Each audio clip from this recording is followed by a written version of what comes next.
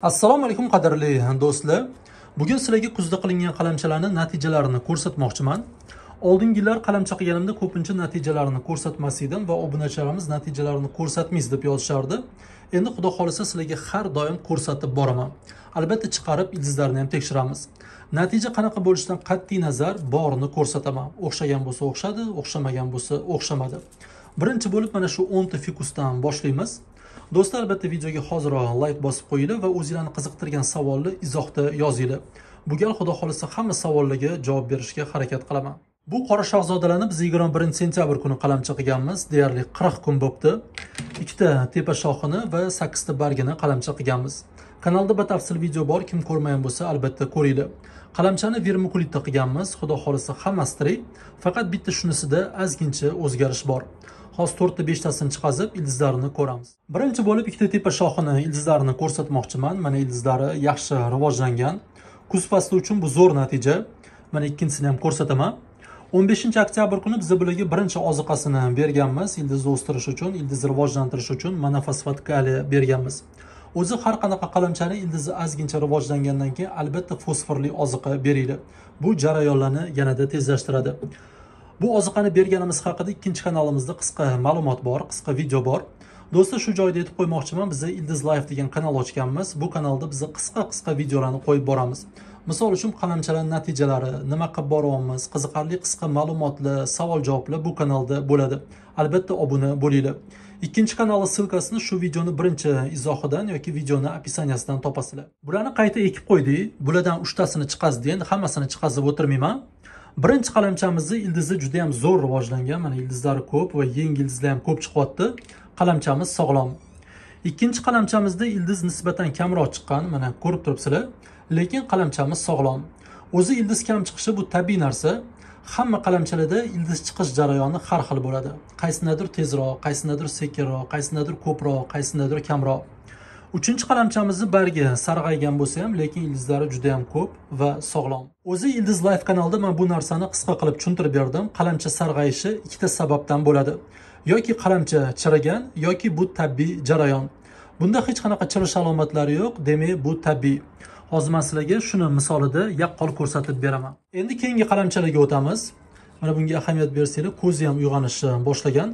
Endi videoni ozgincha tezlashtiramiz, chunki juda ham uzun bo'lib ketmasin. 24 sentyabr kuni biz 8 ta qora shahzodani qalamchasini, ikkitasini vermikulitda, ikkitasini kvarts qumida, ikkitasini perlitda va ikkitasini oddiy qumda qilganmiz. 8 ta qalamchadan 6 tasi tirik qoldi. Bitta kvartsiy qumga qilganimiz ancha oldin chirib ketdi. Bitta perlitga qilganimiz bargi sarg'ayib tushib qoldi. Lekin qalamcha tirikmi yoki nobud bo'lganmi, buni aniq bilmaymiz. Shunaqa ham bo'lib turadi. Hozir men sizlarga ochib buni ko'rsataman. Hali o'zim ham ochib ko'rganim yo'q. Hozir sizlar bilan birga ochamiz. Tirik ham bo'lishi mumkin. Do'stlar, mana qalamcha tirik, hech qanaqa chirish alomati yo'q. Mana ildizlar endi chiqyapti. Shox kurtagi mana uyg'onishni boshlayapti. Buni qayta ekib qo'yamiz. Shunaqa holat bo'ladigan bo'lsa, albatta ochib tekshirib ko'ringlar. Hech qanaqa chirish alomati bo'lmasa, hidi bo'lmasa, qalamcha rivojlanayotgan bo'lsa, albatta ekib qo'yinglar. 11 sentyabr kuni katta monsterani kesib qalamcha qilganmiz. Kanalda batafsil video bor. Kim ko'rmagan bo'lsa, albatta ko'ringlar. Xudo xolasa 8 ta qalamchalarimizni hammasi tirik. 6 tasini suvda ildiz ottirganmiz va 2 ta ildizi bor tegini tuproqqa ekib qo'yganmiz. Bular ham mana ancha o'sib qoldi. Suvda ildiz ottirganimiz 3 tasini ancha oldin tuproqqa ekib qo'yganmiz. Aslida bularni ham ekib qo'yishimiz kerak, lekin hech vaqt bo'lmayapti. Mana ahamiyat bersanglar, hattoki suvni o'zida yangi shox chiqarishni boshlayapti. Xudo xolisa bugun ekib qo'ymasam bo'lmaydi.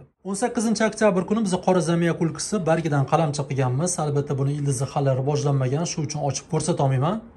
Zamiya kulkisi qalamcha qilganda yarim teplichka yoki teplichkada ko'p ushamanglar. 5 kun, 7 kun ushasanglar yetadi, bo'lmasam chirib ketadi. Buni hozir biz ochib qo'yganmiz. Xudo xolisa men sizlarga albatta natijasini ko'rsataman.